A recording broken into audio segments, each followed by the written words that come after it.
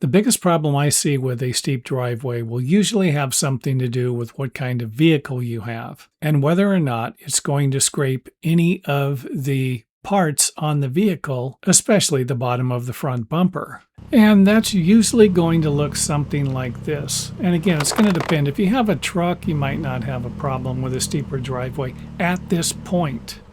Next up, let's take a look at whether or not the driveway is going to be smooth, have a smooth surface, or if you live in the snow, you might need a rougher surface for traction.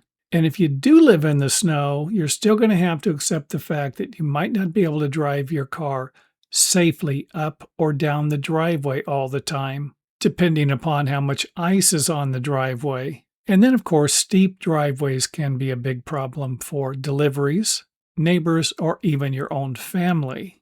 And always check with your local zoning office or building department before finalizing any driveway design plans, because a lot of them have a maximum of around 15% as a slope, and navigating the variance process can be a nightmare. And one of the reasons why I made this video was because a friend of mine wanted to buy a lot. And in order to have access to that property, the driveway was going to be ridiculously steep.